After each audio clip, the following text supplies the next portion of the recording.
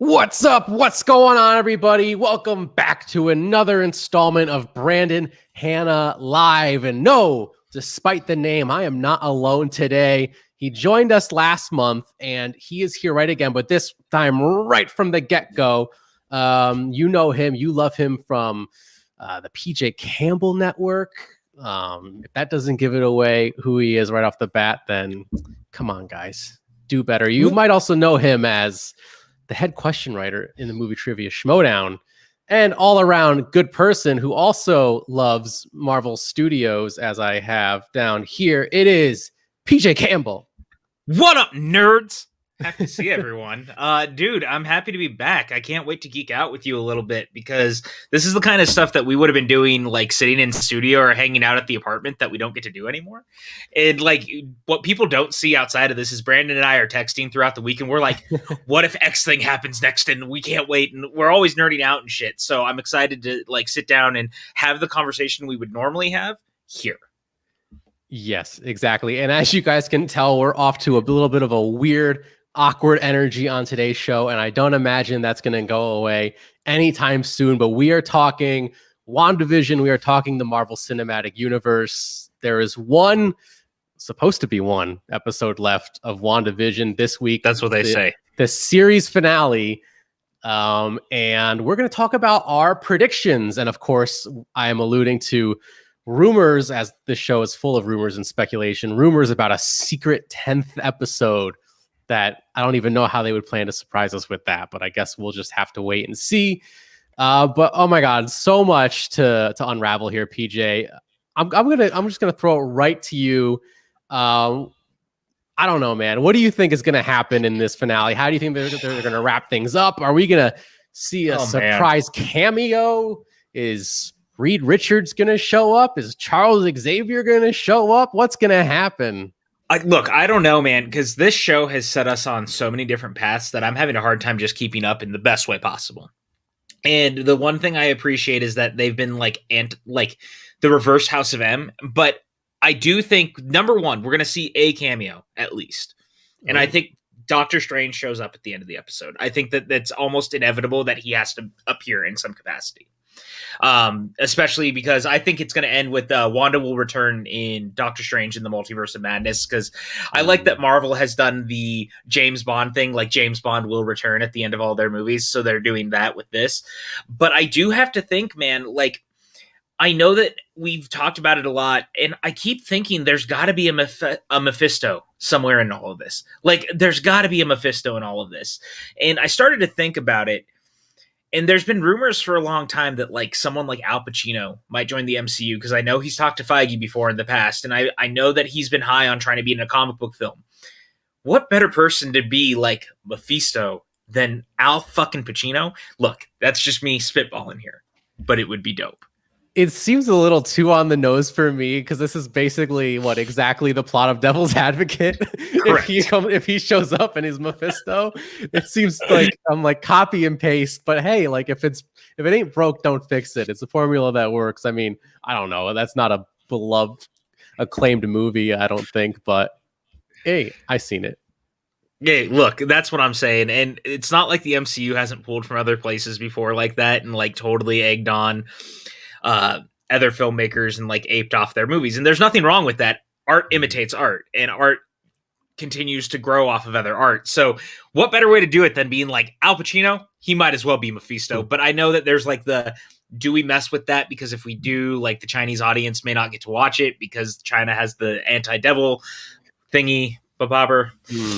Interesting. Yeah, so for me, like one of the looming questions is, and I don't know all of their names, but there's definitely like these mysterious characters we've seen in the neighborhood that their perhaps real identities have yet to be answered. Dottie, I believe, is one of them, correct? And another one, he was like the mailman or something. Do you recall what his name? I don't know what his name. I don't know if they've ever even said his name, because I think he's only had a couple of lines of dialogue. Like we've seen him 2 or 3 times now, because once was the whole conversation about your mom would never let anything happen to the dog, like that whole thing. And then we see him in the last episode when not Agatha, when what's her name shows up? Photon. Why am I blanking? Oh, Monica Rambeau. Yes, thank you. Monica Rambeau shows up. He's like walking by, and when they have their confrontation outside, he stops and he's like hanging out there. Yeah, he's just kind of like there. And it's obviously, guys, if you haven't noticed, this would be a very spoiler heavy episode for WandaVision. So you've been warned. The show has a character named Dottie and a mailman. So you know that and now. Al Pacino. Al Pacino, maybe he shows up with a Dunkachino. Who knows? I would watch the shit out of that. And now I'm never watching Jack and Jill again. If you thought Agatha all along was a banger, wait until Al Pacino shows up and does the Dunkachino song from Jack and Jill. Could you imagine that's the one thing they were like, you know what the world needs more of? Al Pacino singing the Dunkachino song. Why don't we do that? Dunkachino. So yeah, I don't know. I have a theory about who these characters might be. And tell me if I'm crazy here. What if Dottie and this mailman? I mean, the automatic assumption is they're kind of like in on it with Agatha. Maybe they're, I don't know, maybe maybe she has like a coven of her own now. Maybe they're part of it. I don't know. Maybe she's part of the old coven too. Yeah. Well, that's a good point. It's hard to say, but I have a theory. What if maybe to tie things into to get Doctor Strange involved, what if they're sorcerers from the same group? I'm if there's a name on it, I'm getting this question wrong with the Schmodown right now, but if Doctor Strange's group of sorcerers has a name. They do, and I don't remember what good. There's a thing. If he doesn't remember, that means the question has not been written yet. So I've got time. But yeah, guys, let us know in the chat name of the mailman and what Doctor Strange's group of sorcerers call themselves. And I think they might be with him. Did you read the interview with Matt Shackman this week? Like that just dropped, I think today actually on IndieWire. Because I've seen a couple snippets. I mean, we have to talk about this, right? Because clearly the fiactro of it all matters to what the finale is. And obviously we didn't coin that term. Agatha coined that term herself. But something very interesting is that Shackman said that he doesn't believe this is the end of Evan Peters' version of Quicksilver. And he was like, I can't really say more than that. Do you think that they may find a way to like keep him as a permanent Quicksilver? Oh, I think maybe. I think that would be really cool. I know people can say like, oh, like they're not gonna like bring the X-Men in like we all want them to. He's not actually, the Quicksilver from the X-Men movies. That's just kind of like a wink and nod to the fans. But Kevin Feige's like smarter than that. They've got something better up their sleeve. I don't know. I feel like I would personally want this to actually be the Peter Maximoff from the X-Men movies in somehow, some way. I mean, we're going into the multiverse of madness, for crying out loud. This is all tied together. I want 100%.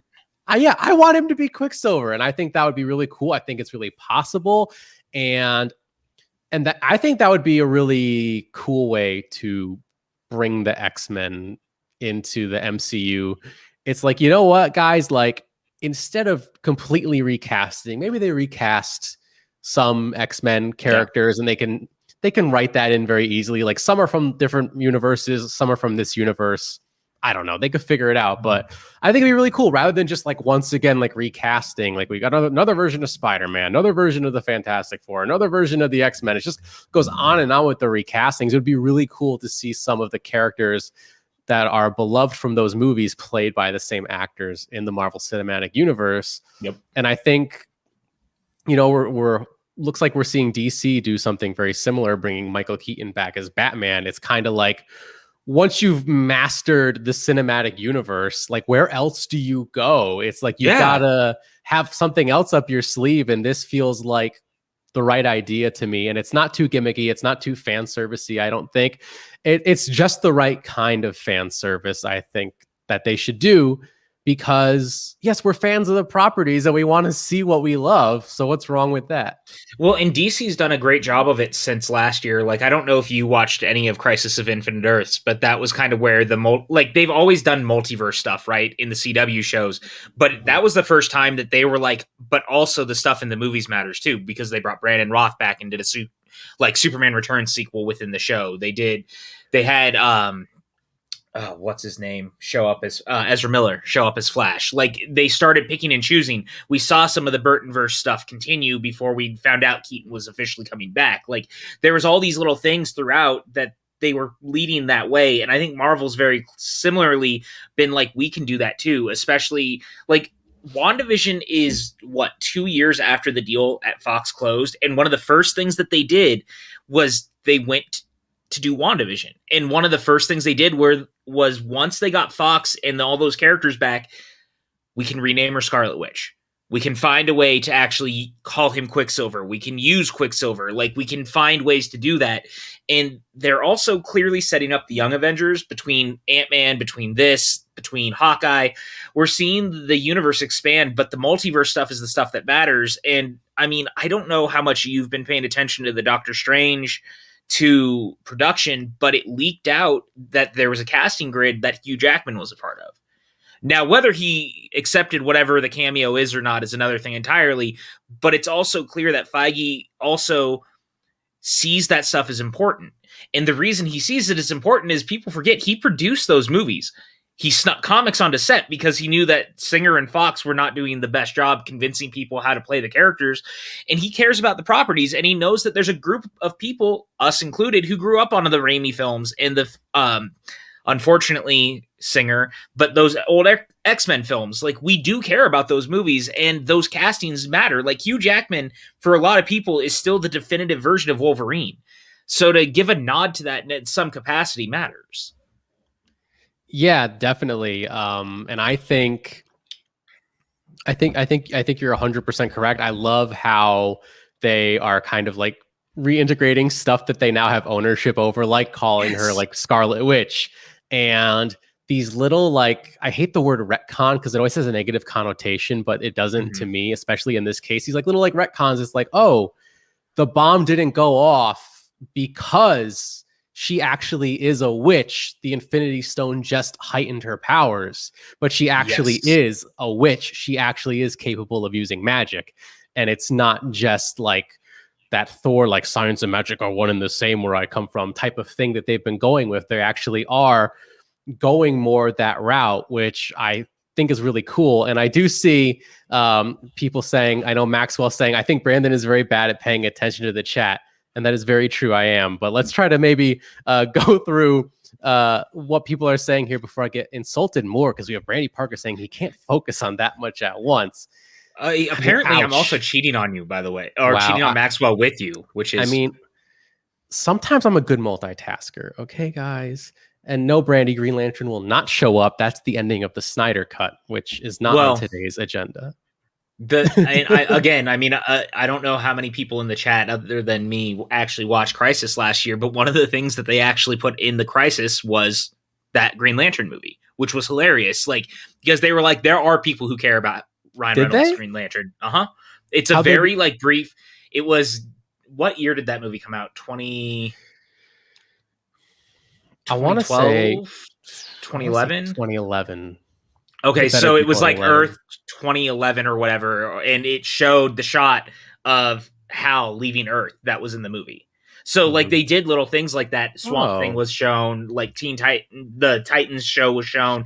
All that, they definitely pulled from different parts of the multiverse, and that was cool.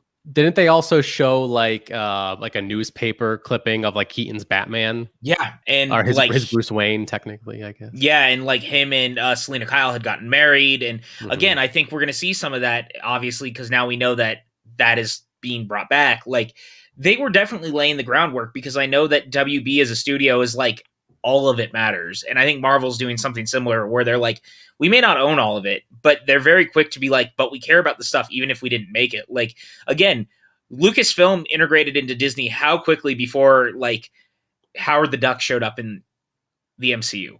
Like, the moment that they got it, like Guardians had a post-credit scene and there's fucking Howard the Duck. Mm-hmm. So, Howard the Duck, which I did watch for the first time a few weeks ago. And I would love to see that version of Howard the Duck show up at the end of WandaVision. That's what I want.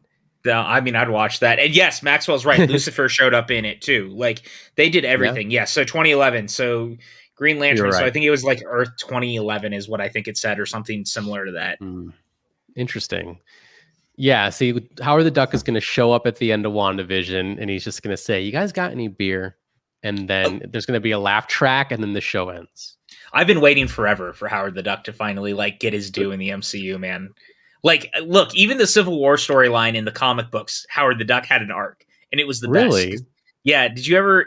So there was all the like No. side stories in Civil War, and one of them was like after the Superhero Registration Act thing starts, he goes to try to register, and they won't let him register because they say that he doesn't have superpowers, and he's like fighting with the people at the registration. He's like, "I'm a talking duck. What do you mean I don't have powers?" And like, it's the best. It was one of my favorite side stories. That actually sounds hilarious. It was amazing.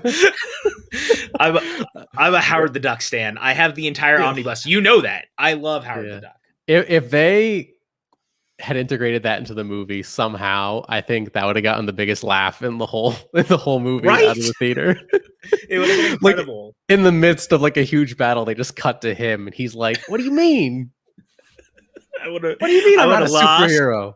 I would have lost my mind if they had decided to do that. And I keep thinking about like, we need justice for Howard the Duck in the MCU. And I'm glad James Gunn has used him twice, but let's do more with him. That's all I'm saying.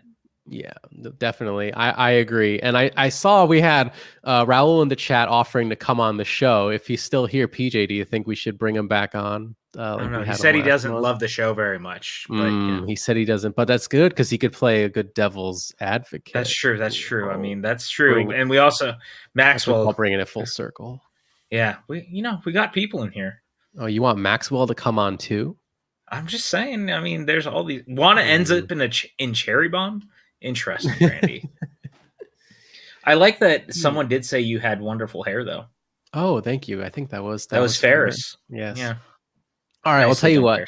I'll send a link out to Raul, and you send a link out to Maxwell. And if they happen to come on, they happen to come on. If not, then it's just the PJ and Brandon Power Hour, which is also great. That's also great. I mean, that sounds like a pretty good Tuesday to me. The only thing that's missing is that delicious Dutch Bros coffee that they do not sell here in Los Angeles. But if you came down here, which I keep trying to get you to do, you could have it all the time with me. I could, but the real question is can I get a delicious coffee there that actually like has some flavor in it, but is also gluten-free and free of sulfites?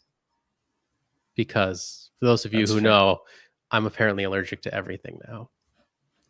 I worry about you. I just want you to know that. I worry about me too. Yeah. It's fine. I'm on a strict diet of chicken and oxygen. I think that's really paying off for me big time. I'm going to lose a ton of weight. It's really hard to multitask. I'm like trying to kill all this dead air while also trying to forward an email. Okay, forwarding that. Hopefully that works. Raul, if you're listening, I did email the link to you. So I did send it to Maxwell too, just in case. All righty. So WandaVision. WandaVision. Is that how the song goes? WandaVision. Yeah. Or, Agatha. It was Agatha all along, which was really good too. I love like some of the memes that came out of that, where it was like, oh, it's like, I killed Sparky too. There was like ones where it was like, oh, and I wrote Game of Thrones season 8 too. Yeah, there was a bunch of them that were really great, and some that were maybe less great, but it was fun. And I've watched all of the episodes now multiple times. Obviously, I think the most interesting has been watching it with my parents, because my parents, like, they watch the MCU stuff, but they're not as versed in the comics, and so it's always fun to watch them trying to take it all in. And especially something like this, because it's really turned the MCU upside down on its head in a lot of ways. And to your point, like, one of the things that this and Doctor Strange has done is like really focused on magic in the MCU in a way that, again, Thor was like, science and magic are the same thing. But now the MCU has moved on and been like, but wait, magic is actually real. Yeah. And I love it for that. And I keep hoping that the farther we get into it, and I think the multiverse stuff will play a part too, but like, let's go freaking bonkers with the MCU. Like, you can take the chances now. You can swing in a way that you don't normally. Yeah, Home runs. definitely. Yeah. There's what I'm curious, like, because obviously I think the implication was in like that in last week's episode, we had those like flashbacks, if you will. The implication was that Wanda was able to survive touching the Infinity Stone because she was a witch, is what I got away from it. So it makes me wonder, what about Pietro? Obviously, they're twins. They have some sort of link, some sort of bond together. How is Pietro also able to, like, Wanda and Pietro are the only two test subjects that apparently survived being in contact with the Mind Stone. Why also Pietro? That's what I'm curious about, because something that the episode didn't make super clear was Pietro also already enhanced? We have to assume he must have had powers, and I think that's one of the things. Like, the show, obviously, we know that Magneto can't necessarily be their parent, because as we know in the comics, he is, and that's where their powers come from. But the show did take a step forward to be like, well, Wanda actually was always gifted. She always had a power, and the stone actually unlocked it. But did Pietro? And that, I think, will matter moving forward, because if they start to say that they were both actually powered the whole time, I'll be very curious if that means that those are those really their parents or not, or were they adopted and they don't know. Yeah, I'm actually wondering now, what if Pietro didn't get his powers from the Mind Stone? What if Wanda gave him his powers? Because we do see Monica Rambeau she got powers from the Hex, which we know to be generated by Wanda. So what if she also was responsible for giving Pietro his powers? Yeah, and that's really interesting, because what if she did? Like, what if she, and this kind of calls into question something I think we've all been talking about, and something I've been thinking for a bit. What if Wanda is the reason that mutants exist in the MCU? There's a reason that they're calling everything the Hex, right? And we've already seen that Monica's DNA was rewritten, and she's gone through 3 separate times. Now, she got powers right away, but everyone inside has already gone through this Hex once, which means all of their DNA has been rewritten. They are potentially passing down genes that have been altered, which could potentially mean more people with powers. And it is not lost on me that Hex also sounds similarly like X, and it would be very easy to be like, well, it's called the X gene instead of the Hex gene. Wait, you're saying it's going to be called the Hex gene? No, that it's called the Hex gene, but they can call it the X gene instead. Like, you drop the... Oh, interesting. You know, and that she somehow is the cause of all of it. Now, I think it's a reverse House of M, but it's a smart way to introduce a partial way of having mutants in the MCU, if you will. Yeah, I mean, that's definitely an interesting theory. Let's see what special guest Maxwell Haddad. Oh my Lord, is he close to the camera? Hi, Maxwell. What does he have to say? I'm supposed to be on vacation. Me but too. You also have this weird layout. If you switch it to the rectangles, I won't look so close. Yeah, I know, but then, you know, someone else might be covered by the overlay that I have here, and it's quite the conundrum for me right now, because do I want to keep up with the brand recognition, or see, I don't know. PJ, what do you think? I mean, I don't mind the layout. I like the layout. I like the layout. I think this, you know, these vertical lines, this is very much what the aesthetic we're shooting for here at Brandon Hanna Live. I think you look great now, Maxwell. Oh, great. I'm so comfortable in this bench in a kitchen. Well, blame PJ. He's the one that dragged you on here, apparently. So. Well, I blame PJ for most things. What am I, Pat Hogue? God damn. Oh, my goodness. Maxwell, what about you? What do you think? From a different universe. Rude. I was gonna say like instead of Pietro, instead of Pat, I was gonna say fat, fat Hogue. That's not no. No, that doesn't work at all. Patrick. That's mean. Patrick Fogue. There you That- go. Patrick Fogue. PJ that. Famble. It's been PJ Shambles all along. Rude. So what before- were you asking me? Yes, before the show goes completely off the rails, PJ was expressing his theory that he believes that the hex is going to be responsible for the X gene in creating mutants, but they're going to call it the hex gene, I guess, but drop the H and E and just call it the X gene, if that's correct, PJ. I think that's a very reasonable theory.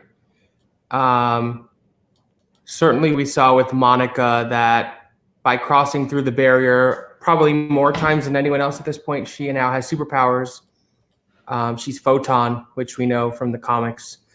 The question is, I don't think anyone else has passed through that many times. But whether Darcy may end up with powers or the other neighbors, I don't know. But I was, listening to the show earlier, and I do think to some degree they're going to find, and by they I mean Kevin Feige and the MCU, a way to balance bringing in some X-Men we've already met in the Fox movies and introducing new mutants, no pun intended, to that film, to the MCU. Like I would love to see them introduce Storm via Black Panther 2.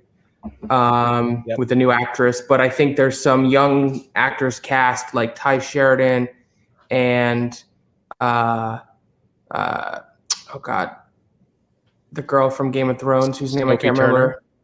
Sophie Turner. Yeah, I was gonna say Sophie Jonas. And Cody Smith-McPhee that I could see them bringing back because they're young and if they're gonna go with those characters, why recast them a third time now that they have the rights? But it'll be interesting to see. Maybe it'll be all X-Men we've never seen before because, if you look back, the MCU started in 2008. No one knew Iron Man except for, serious comic book people. And now he's one of the biggest, if not the biggest superhero there is. So they could make new stars out of unsung X-Men we haven't really seen yet in movies or have only been cameos. Like Colossus has like a cameo in X2. We never see him again. Bring someone like him in, make Kitty Pryde a bigger character. There's a lot of things they could do without necessarily having it to be Jean Grey, Wolverine, Cyclops. And I want to, go ahead, Brandon. I was gonna say, yeah, I think I'm inclined to agree. And before you share your thoughts, PJ, I do want to welcome one more person onto the show. We have Raul Mendoza forcing me to get rid of the branding, so we can see his beautiful face. Thank you. I want to talk to the chat real quick because one of the things I see is Brandy said, but how could she have created them with Magneto and Professor X who had powers decades ago? Again, I mean, it's all hypothetical because the thing is we don't know what the MCU looks like with Xavier and any of it. Like, things are going to have to be different. It could also be easily explained away by they're from different Earths. Yeah, and that's what we're talking about. And Ferris brings up, I think Wanda destroyed the space-time continuum. The timelines come crashing down. I don't think it's going to be like that. And the only reason is there's a lot of baggage that comes with tying yourself to some of the stuff that's in those other movies. I mean, again, I love being able to see Evan Peters in this, but I think that Hugh Jackman will likely have a cameo in Multiverse of Madness. But you don't want to tie yourself to the stuff that Singer did. You don't want to tie yourself to stuff that even like I love Sam Raimi, but you want to move forward. Like they've created their version of Peter Parker. You can obviously, I think we're going to see those characters again in No Way Home, and I think there's a very specific reason it's called No Way Home. But it's obvious that we're still moving forward. We're not going to crash timelines into each other to the point that it becomes the norm. Is it called No Way Home because he's having trouble finding his way home? I think he's not going to be able to. I think he's being taken out of the MCU, potentially. For now, at least. Because this is the last movie he's under contract for? I think that he's going to get locked in the Sonyverse, whatever that ends up being. Now, because the question becomes, though, is like, because Venom is clearly kind of like its own thing. But Morbius is not, because Keaton's in it. Yeah, and I mean Venom, it stands on its own, but you could very easily say that it's in the MCU, and there's nothing too much conflicting, I don't think. But yeah, Morbius is like literally see a picture of Spider-Man on like in graffiti on like a wall, and Michael Keaton in character is Adrian Toomes. So it's I don't know how they're gonna pull that off. It's super confusing. I'm not gonna lie. Don't think I agree with that. Ooh, well, I'm just saying hypothetically, like, and I'm not saying it's right or wrong. I'm just saying, like, there's very good possibility they could try to do something like that if they wanted to. It probably won't, but you know. Yeah, well, what are your thoughts, Maxwell? And then I'd love to go over to Raul, who recently joined us and apparently hates all things WandaVision and Marvel, and is going to tell us why we're all so wrong. My thoughts on what? Oh, you said that you disagreed with what we were saying. I mean, I think thinking from a more like macro business sense, they just lost Downey Jr. They just lost Chris Evans, although he apparently re-signed for stuff. Unfortunately, they lost Chadwick Boseman, which is a different story, but still something I think they have to consider. I think Tom Holland is now the face of the MCU.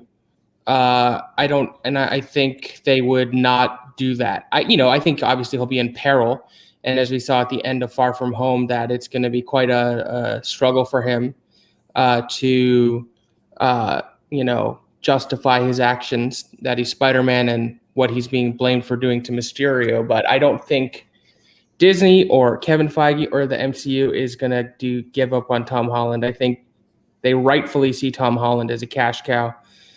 And whatever happens in the movie, it will end in a place where he could very easily do a fourth film or appear in other MCU movies. Yeah. I don't necessarily disagree. We like to consider art first, but at the end of the day, this stuff especially is a business. Yeah. I mean, these are made to make money. That's just the bottom line. Yeah. That some of them are great films is sort of a byproduct accident. Yeah. Yeah, no, I think that's a good point. Tom Holland did make those comments recently about wanting to play Spider-Man for 10 more films, and as unrealistic as that might sound, I mean, I think that definitely shows that there is some mutual interest maybe for some negotiations for a new contract, because like you said, like we've lost Chris Evans, Robert Downey Jr., these big contracts that were the stars of the MCU and where a lot of the money was going. It's like now they can invest it in their new face of the franchise. So let's Raul, let's go over to you next. Welcome. What do you think of all of our takes? Are you excited for the future of the MCU? I know you mentioned in the chat that you've been a little disappointed with WandaVision. Is there something that they can do in the finale that will win you back? Just wrap up the story. I mean, like we've said it before, this is a media conglomerate product. This is these films, other than just being films, are also marketing tactics. They're meant to get you in so you can watch the next one to see what comes in the next one and what is, how it all ties in. That's the stuff that doesn't really, interest me when it comes to these movies. I really don't care about that stuff. The show is, first of all, it's crafted incredibly. It's being acted incredibly. I think Olsen is giving one of the rawest performances that I've seen in this universe since Michael B. Jordan in Black Panther, and I think that she is just doing some great work here. I've said this multiple times on my reviews. Thank you, whoever at Marvel Studios finally said, "Hey guys, we've been making our films for the past couple of decades, for the last decade, and they've looked kind of crap with the way that they're colored. So thank you for the way that we're finally coloring our stuff, and we're actually putting some color into this, because God, if y'all, whatever colorist y'all got on the job for this one, they've been doing a great job. I've been loving that. But the story just hasn't been, that interesting to me. I really liked episode 3 and 4. 5 was all right. And then, six was really what was I was like, okay, 6, all right, and then 7 and 8 have just been disappointing me pretty bad. Pretty not saying it's pretty bad, just it's been disappointing me. What can they do in the finale? I just want them to kind of just wrap this up and put your tie in to see where we go into Doctor Strange or whatever the next movie is, and how this universe can interest me. It's kind of a pretty simple thing. Bring Miles Morales. Yep, I don't care for Tom Holland's Spider-Man. I want to see Miles Morales. We're gonna get Miles. I mean, they set up that Miles exists in the universe somewhere, but he's still a kid, so we aren't gonna see him in the suit just yet, at least. Yeah, I want to see that. I want to see an authentic portrayal of the Afro Latino who he is, and I really want to see that. I think I had read that Holland had said that that things are at a better playing field now with them and with Sony and Marvel Studios, and that the things won't be hard to negotiate for these next couple of films. I don't know whether that's true or not, because I think Sony has flip-flopped a lot. So, we can only believe that until we actually see it. But it helps that Ike Promoter has gone too. Yeah. And I mean, like Maxwell and I talked about this the other day. Just one thing people don't realize, and this is the weird nitty-gritty of all these deals and stuff, is that the Spider-Man thing benefits both parties, because Sony makes the money off the movies, but Disney makes the money off of the merchandising. And so it only benefits both parties to continue working together, because they both make money off of both properties. So anything that Sony does Spider-Man wise, if the toy comes out, the money goes to Disney, but the box office goes to Sony. So it doesn't make sense to cut one off at the leg than the other, which is why I think Maxwell's right. I was more, it's more of a devil's advocate sort of thing, because we do know it's his last film at the moment. But I do think also, to the benefit of all of that, and Maxwell's right, and Brandon's right, because Sony also has Tom Holland for Uncharted, and they want Uncharted to be a franchise. They want to keep Holland around. And one of the ways to do that is also keeping him on as Spider-Man, because Spider-Man is a character that he has loved since he was a kid. Yeah. We also have to remember, at the end of the day, these are two big companies who are hunting for the money. And, if one can try to get the upper hand and try to make the most money out of all of it, it doesn't matter where Spider-Man goes. One is going to want to have as much stake in it as possible. Yeah, it'll be interesting to see how this relationship with Sony and Marvel progresses as these films go on. I'm actually kind of excited for Venom 2, for example. I'm interested to see, I think Andy Serkis is directing that, what's going to happen there, how it might possibly tie in to the MCU. So there's some sort of plan going on. I think we just got to wait and see how it progresses. And as PJ said, Miles Morales was referenced to very briefly in Spider-Man Homecoming. So I think after the success of Into the Spider-Verse, maybe Sony and Marvel are oh, this is a character that could really work in live action, we think now. So hopefully... And the video game. Yeah, and the video game as well. So now that they've seen that movie led by Miles Morales can be a box office hit, it can make them money, and that's what these studios are ultimately about, unfortunately. But if they see that this character make a money, if that's how we're getting more diversity onto the screen, then I'll take it, for now, until we can rest a little bit more. I've got a question for you guys that I'd like to postulate to the group then, as we're talking about this. I mean, I know it's not WandaVision, but we've ended up on this. We've obviously jumped 5 years. We've jumped 5 years ahead, post Infinity War to Endgame, and now WandaVision and Far From Home, and so on and so forth. Would you guys be interested if they could make it work where we jumped ahead in the MCU again, and you did a Miles Morales Spider-Man story set farther in the timeline of the MCU, so that it could exist while the other stuff is still happening in the main MCU? I think I'm on board for that. I mean, we've seen movies like this one takes place a few years after, or this one takes like a few months after. Like, oh, WandaVision takes place right before Spider-Man Far From Home. Like, we've kind of already seen this a little bit. Captain Marvel was obviously a prequel set in the 90s. Yeah. So why not make a movie that's set in the MCU, but set it 10 years in the future? And that way you're a little more free to do what you want with the story. Obviously, once the timeline catches up to that story, you're going to have to make sure everything lines up properly. But I mean, that I think is a really good way. It's like, hey, we really want to get a Miles Morales character out there now. Like, how do we do that? Just set it in the future. I think that's great. Aren't we going like thousands of years in the past for the Eternals? Yeah, we are. Yeah. Like to the beginning of time, essentially. Yeah, so there's no excuse. We can go, in the future for Miles. I think. Yeah, it's a risk. Oh, sorry, Brandon. No. It's a risk, and it's what this company needs to do is take a little bit of risks, and I think that doing that would be amazing. Whenever we can.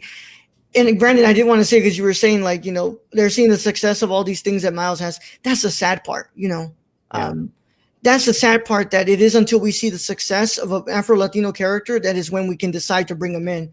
But hey, right off the gate, we said, let's put Iron Man, let's put Captain America, whereas, and I don't mean to say like that DC is doing a better job. No.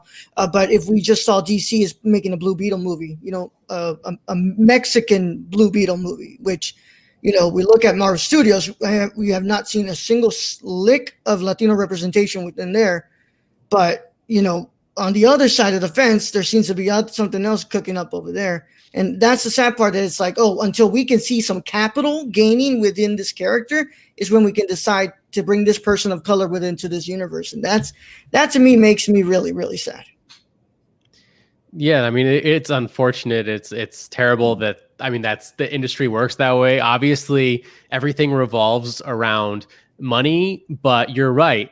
Like, they still take these risks on these B-list and C-list characters that are white, no problem. So I think it needs to be noted. Well, you mentioned Blue Beetle, and we also just saw how they cast Supergirl. Yeah, over at DC, which I think is great. I think she's gonna be awesome. And to that point, we also have to remember that Ike Perlmutter, again, to Maxwell's point, was standing in the way of all of that. Like, he was a big racist piece of garbage. Yeah, and like, what was the first I'm not thing? Gonna mince my words on that one. One of the first two things that Feige did as soon as Ike was gone was he finally greenlit Black Widow and Black Panther, two projects he had been dying to make that Ike was standing in the way of. One was female driven and one was an African American driven storyline. Like, he wanted to make sure that there was more representation, and I think that it's abundantly clear with Phase 4, at least so far, that that's what they're trying to do. Like, if you look at all the announcements from the people making the movies to the movies that they're focused on, that they do care, and it was just one dude who stood in the way who was writing the checks. And thank God that fuck is gone. Like, I can't mince words, but thank God that fuck is gone. Yeah.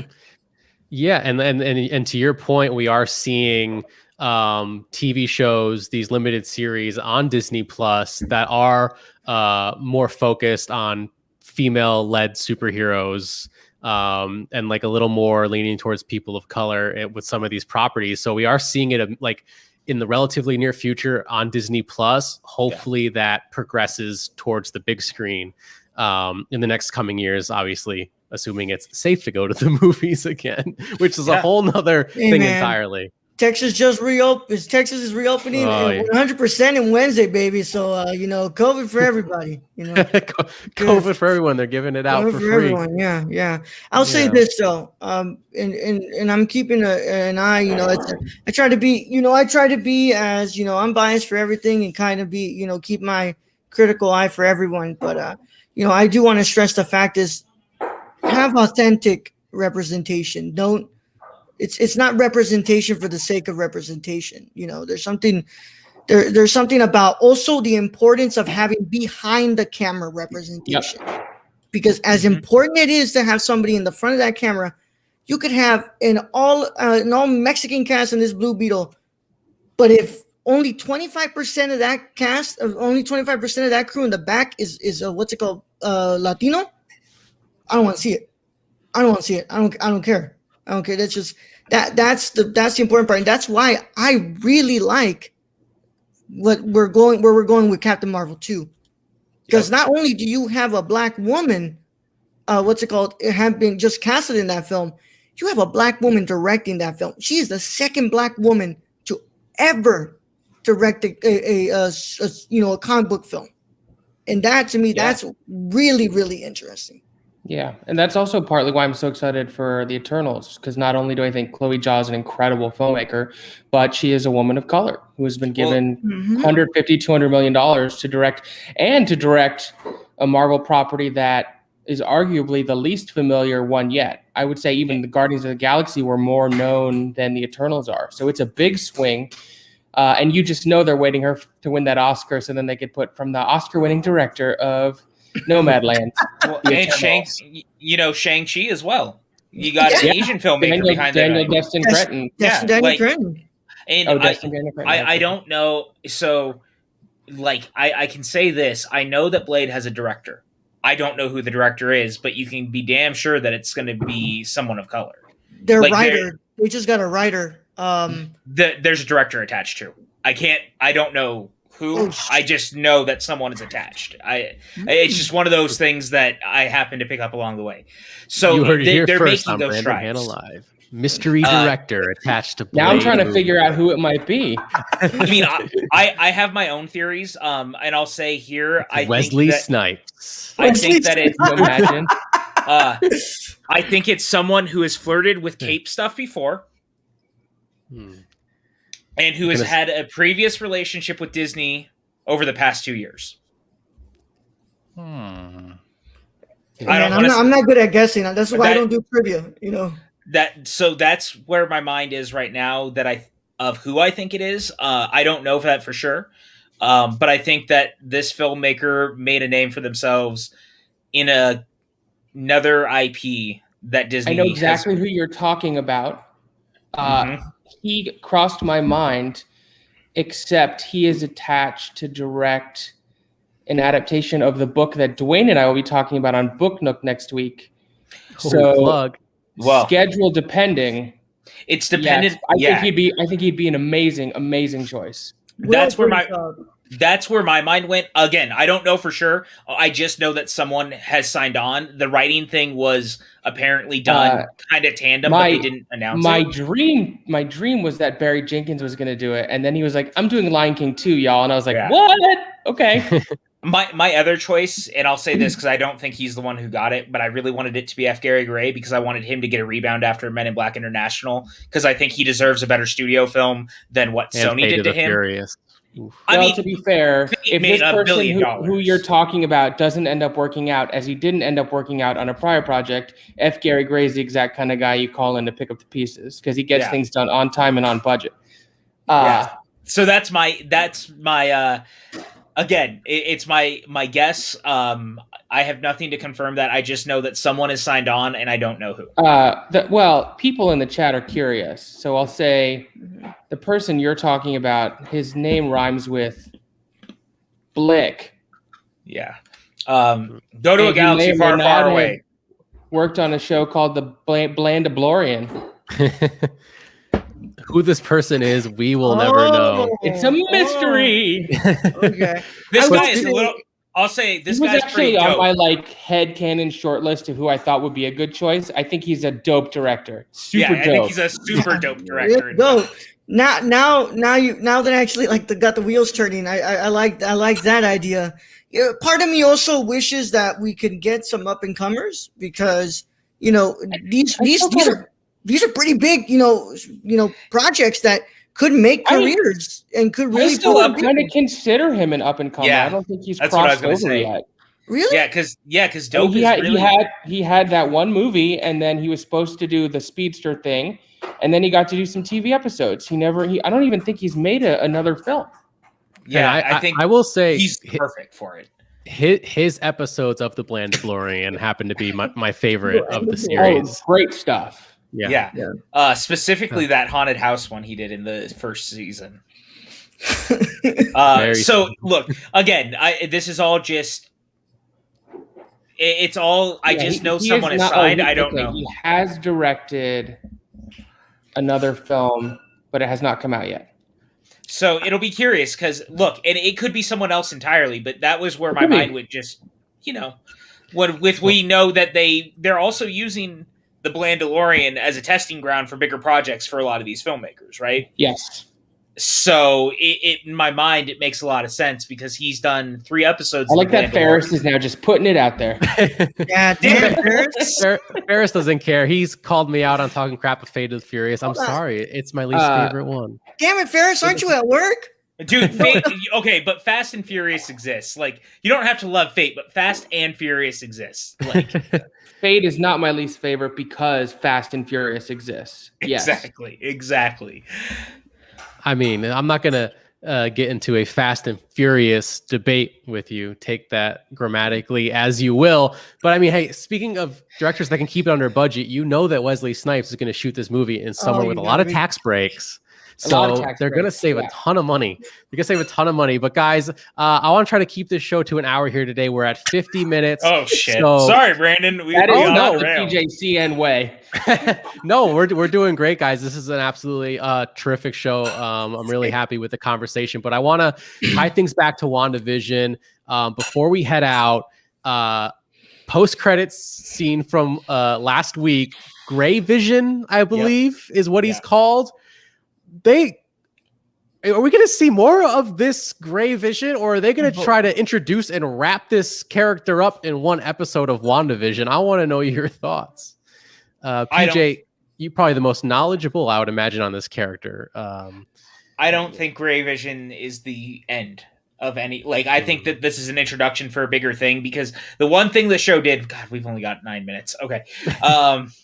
The bigger thing that the show set up, obviously, is that she created Vision. Hayward lied about everything. We had a feeling Hayward lied about everything, but Hayward lied about everything.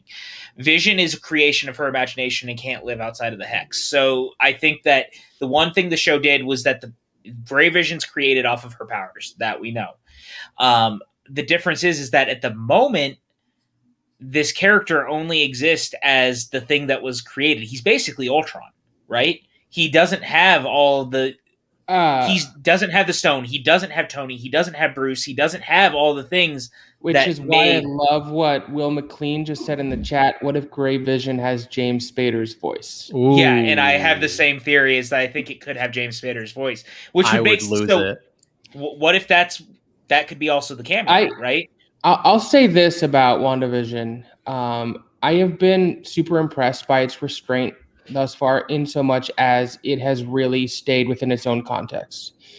Everyone, all these fans had these theories, which PJ and I were as susceptible and responsible for on our show that we do every week. Oh, are they going to introduce the Fantastic Four? Is this person going to come in? And it's really been a very contained, poignant story about a woman dealing with immeasurable grief, as seen through the lens of sitcoms and comic books. So yeah, you did have these other characters from other MCU properties, but they became main characters in WandaVision. They weren't cameos. The finale certainly would be the most palatable part to bring in another character if it's going to set up a future film.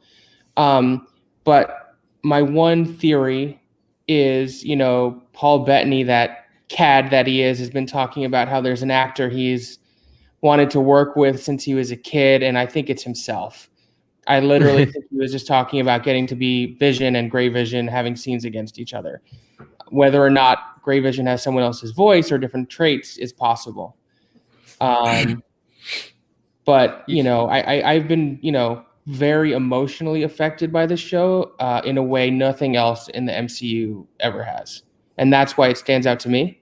Raul said, how raw Elizabeth's performance is, which is absolutely true. I think she's incredibly good, and they're lucky that they had someone as talented and vulnerable as her to anchor this, pretty wild experiment. I mean, her, Bettany, you had some of the trappings of even Tiona Paris has been fantastic.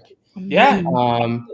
This show's acting across the board, not to step on what Max is saying, but I want to reiterate, has been excellent. Like, you don't have to love the show. Oh, yeah. But we talk and stand all the actors because they're crushing it. Yeah, but I think, when all is said and done, and I think it's going to nail the landing. There was an interview that Matt Shackman did where he said all of the fans who have been theorizing are going to be disappointed. We focused on tying up the emotional aspect of the show. And to me, that's what the show has always been about.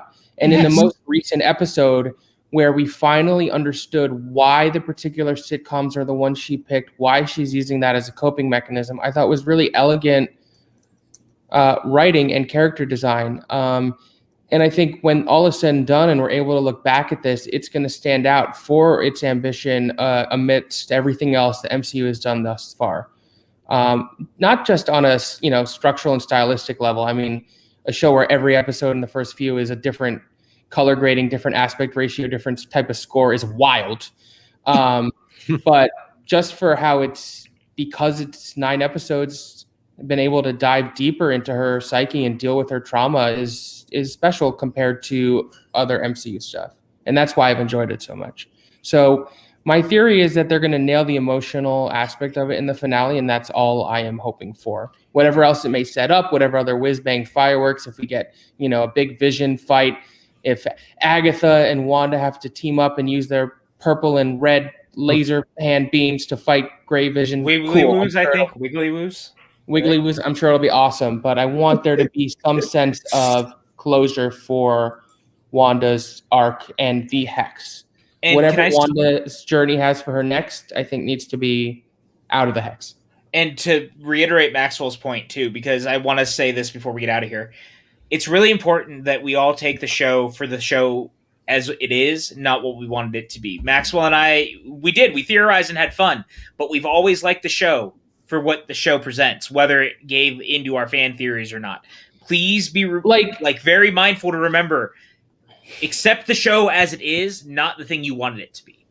Right. Like when they're finally going to meet the aerospace engineer, yeah, my heart was racing a little fast. I'm like, who's it going to be? And then it was just a person. I was like, oh, cool. Okay, let's see how the story progresses. Yeah, exactly. Critique things in their own context. If you don't like that context, that's fine.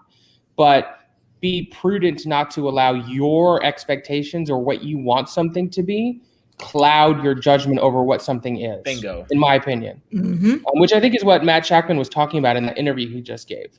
And I think that's not to get on a soapbox, but a problem we've seen with a lot of the way people have engaged with, nerdy or heavily IP-based properties over the last 15 years. That didn't happen exactly how I wanted it to happen, and it sucks. Well, let's talk about what did happen and how you connected and engaged with that. Star Wars! I wasn't going to say it. God bless you. Raul, let's go over to Buck you. And Mike K and Brandy in the chat. It really is just like the Pajukin over on the Hanna verse. I've been hijacked. What else is new? It's what happens when you get like 3 people who host the shows and they're not used to being co-hosts or being guests. They all want to kind of be the host. Hey, no, please keep bringing me the views. God knows I need them, and please subscribe while you're here. Everyone, if you're not subscribed, hit that like button. Chat, subscribe hit the like to the button, channel. Subscribe, and if you do, I ain't gonna bring you my best shit, friend. bro. I ain't gonna bring you shit, man. These beautiful men up here, they're the ones that are gonna get you stuff, man. No, if anyone from the nerd core is watching, hello. Yeah. Raul, we all like you. Stop underselling yourself. You're great. Stop it. Yeah. Great. Hey, I put the green light just for Brandon because it was Brandon Hanna live, so But I show me the money. Just subscribed. Hey, thanks for subscription. Welcome. Thank you. If James Spader is the voice of Grey Vision, can he at least say that he's the fucking Lizard King? Please, yes. I'd lose Oh my Absolutely. gosh. One of the best lines from The Office. What's it called? We got Tim Franco in the chat saying, reach for the sky, Hannah. It's a stick up. Oh. I'm sorry, guys. My people are used to this. I do have to agree with Mike K. Brandon. I think the key to your growth and success on this channel is directly ratioed to the amount of Ralph we see. The more Ralph we get, the more views. And I'm not going to say that you need more of Maxwell and I, but look, people come. Look at everyone who's in the chat just because I tweeted this shit. Yeah, what's going on? We even got Sabrina Ramirez to show up, and I know she would never be caught dead with Brandon Hanna. Oh, God knows it. Ain't that the truth? Too good for me, man. Man, I mean, what's it called? Look, what Max is saying here, 1,000%. I'm invested in seeing the emotional aspect of this being wrapped up. What's it called? If Doctor Strange comes in and says, "Hey, look at my buddy. It's fucking Uncle Ben from Spider-Man 1." I don't care. Whatever it is, I don't care what the hell happens. I don't care if Wanda's first bully in school in Sokovia comes in and says, "What's up?" I don't care about that. Wrap up the emotional aspect. I want to see what that is. I really don't want to see this great. Like, let's say if Grey Vision, like Wanda does awesome powers, Grey Vision now has the mind from regular Vision, and Grey Vision can now be the new Vision, and it's like, yeah, don't do that. No. We've had this series building up to Wanda trying to live with the trauma that she's been going through and having to get ready to go through life without her partner. So for you to just bring in this guy to kind of replace it and be like, well, here's your new hubby. Yeah, no. It seems to me like it could be a poetic and emotionally resonant. And I know we're at the hour mark, Brandon. I'm sorry. That's okay. Conclusion to the arc to have Wanda have to defeat an evil version of her former love to get closure. And I don't know what I'm more prepared for. To see Wanda have to kill Vision again, or Wanda possibly have to see her children die when they try to get out of the hex. I think the kids are going to be around for a while. I think the kids are going to be part of the new Avengers. I'm not as worried about the kids. And I'll say this too, like to Raul's point, one of the things that happens in the comics is that eventually, like, there's basically a storyline where Vision realizes that he can't trust Scarlet Witch and that he puts her through some stuff and he basically goes his way and is like, I can no longer trust you. So even if this Grey Vision ends up becoming her Vision, I think no matter what, she loses him in the end, whether it's her having to kill him or him walking away. I think at the end of this, Vision is gone. I think that's a very emotionally important part of all of this, because one of the things that the show set up is that Vision doesn't remember anything. This Vision doesn't even know what the Avengers are, because this is not the Vision that we all know. This is the one that she manifested from her mind in a moment of weakness, which she didn't mean to do. She didn't even mean to do it. So I think no matter what, we're going to have to see something where whatever happens with Vision is something that's detrimental to Scarlet Witch.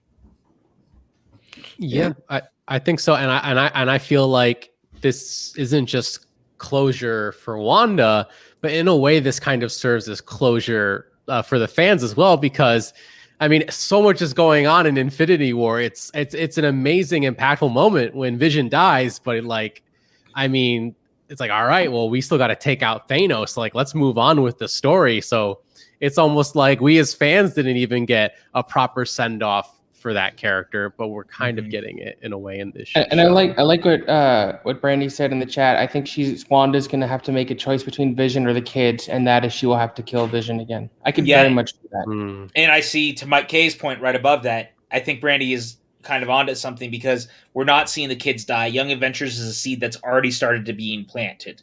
And with again, Miss Marvel, with Hawkeye, also Hawkeye, with Ant-Man and the Wasp. I'm off my game today. Thank you, Haley Steinfeld.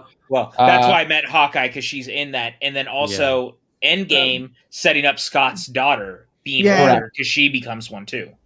So I think and the kids are well-known characters in the Marvel annals. So also, just don't make them straight. They're not straight in the comics. No, I agree with that. They're not straight in the comics. I agree with that 100%. I don't think we'll see that in WandaVision because they're children, but I would hope that it's an avenue for queer representation and exploration in the MCU. I could not agree more. And I think that, to your guys' point, I think, again, to what we've talked about, right, with the loss of Ike in the right way, we finally got that fuck gone. Feige cares about that stuff. And Feige cares about representation. So I think that it's a very safe bet that they will, and rightfully so, give them the proper representation. Yeah.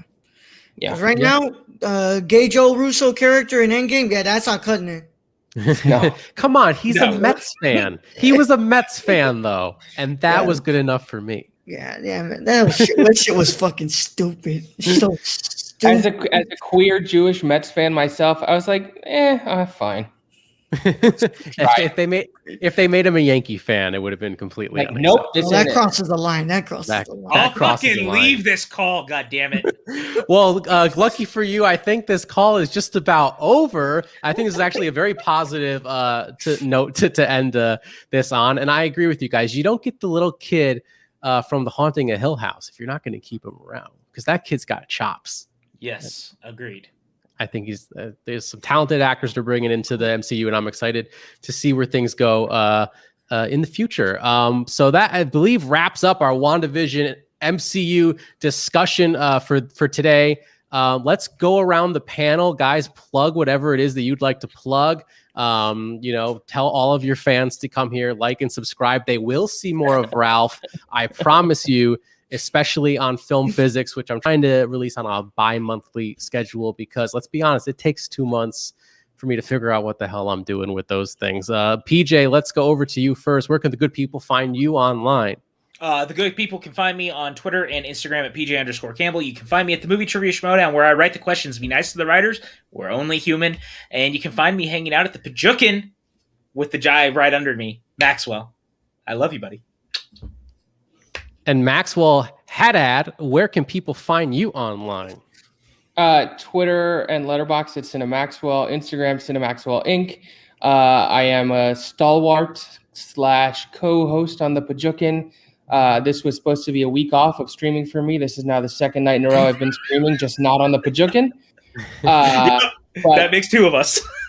As far as the Pajukin is concerned, we will make our grand return on Saturday afternoon at 12 Pacific, 3 Eastern to break down the WandaVision finale in great detail. Hey, Brandon, you want to come? Well, I don't know. I normally record the periodic table during. It's not allowed on YouTube. During your time talking about Wanda. And on Tuesday, Dwayne Burke and myself are hosting our show Book Nook. It's a book club style show this month, which is technically February's episode, but time is a meaningless construct. Anyways, is the fantastic young adult fantasy novel Children of Blood and Bone, written by Tomi Adeyemi, a Nigerian American who just brought so much of her culture and rich history into the book. I highly recommend it. You still have a week. It is a little over 500 pages, so you need to be a quick reader. But if you want to grab a copy and read it and join us on Tuesday night, that would be great. Yeah, let me know when you guys are going to do that erotic novel of the coronavirus. What's it called? Book that was on Amazon, and I'll come on for that book, Nook. Okay, great.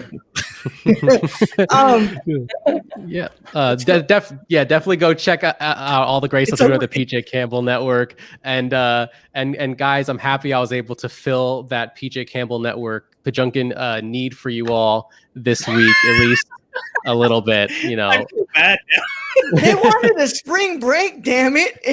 No, you don't I'm get not a spring even break. home. I'm literally away. PJ's still in his den of antiquities.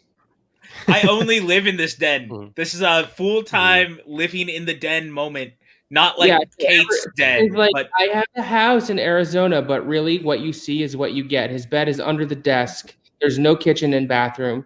He's sort of a nomad. But just like Chris Evans. This man could be like, sipping on a mojito outside, basking in the sun, and you want him to come on to the damn show, man. Yep, exactly. Like, hey, come talk WandaVision. All right. That's what I do. Oh shit! I just saw that too. Did you see that what? comment at the bottom of your chat right now? TikTok. Uh-oh. He's found his way to the Hanna channel. That's it. We gotta end this show quick. Raul Mendoza, thank you so much for joining us for Brandon Hanna Live once again. No, plug away right now. Where can the good people find you online, Raul? As a Latino, I know in this space once said, life is good, but it can be better. Go get yourself some spice in your life. Go follow a Mexican on the Nerd Chicano on both Instagram and Twitter, and twitch.tv/the Nerd Chicano. I'm playing this birthday stream for my birthday on Monday. I don't like my birthday. I don't like making a big deal out of it, but damn it, we're gonna do some stuff and we're gonna play some games. But do yourself a favor. Go follow this Mexican. It can be Latino History Month every month, but go do yourself a favor and do it. Raul, it's Latino History Month every month to all of us who actually care about shit. Yeah, hey man, we don't even get the full month, bro. We get the middle of September until October. Hey, but that's all right. That's like around my birthday, so we could make it one big celebration. Yeah, But definitely, guys, go check out Raul and all the amazing stuff that he does online. It's so great to have you here. Before we get too giggly, I'm, of course, Brandon Hanna. You can find me on Twitter and Instagram at BrandonHanna07. If you're watching us right now, you are already at my YouTube channel, youtube.com/Brandon Hanna. Thank you for coming over here because, well, the PJ Campbell Network, they didn't want to provide for you this week, but I forced them to come back onto the internet anyways. And for that, I deserve a like, a comment, a subscription. And if you want to hit that notification bell, I hear that does wonders. I don't know. Sometimes I hit it on my own subscriptions. Sometimes I don't, and I miss stuff. You don't want to miss stuff. You don't want to miss this. You do not want to miss the periodic table every weekend, typically on Saturdays, 1 p.m. Pacific time, where I talk about the science news of the week with a great panel of guests that alternates various different people. We've had PJ on, we've had I've been on Maxwell that show. on. Yes, I've tried to get Raul on, but he said he was like studying or something Hey like man, that. I don't have know. business on a damn science show when you don't even want to know what happened to me on the geology test today. Look, bro, you can get me on anything else, dude. I got questions now. Yeah, bro. No. Don't you worry. I have no business being on the science show. Well, I'm sorry your geology test didn't go as planned, but hey, I mean, we're the point of my science show, the periodic table, guys. Check it out every week. We're here to learn science together. No one's an expert. Sometimes I bring on people who know a thing or two. We brought Mark Ellis on. He talked about beer science. It was great. That was the best. But for the most part, like, we're just like you guys. We're all learning together in one big virtual classroom. I think it's a lot of fun. I love doing it. So please join me over there this Saturday. I'm still trying to figure out my second co-host, but I'm 99% sure Ben Goddard is going to be joining me. So if you guys are fans of Ben Goddard and all the wonderful stuff he does over on his Twitch channel, his YouTube channel, and SEN, join us over here because I just love poaching fans from other people who are more popular than me. With that being said, guys, be sure to check out WandaVision this week. See if our predictions come true, see if they don't, and see if it possibly leads to something in the future to the MCU that we might have alluded to here on this show. And let's all keep the conversation going, keep this community going, because I think it's one of the best communities on the internet. And I'm so happy to be a part of it with you all. I have such a way of ending my science shows where I say, thank you for taking time out of your day for this moment of science. I don't yet have an ending for Brandon Hanna Live, do I? So I'm just going to say, thank you for taking time out of your day for this moment of WandaVision.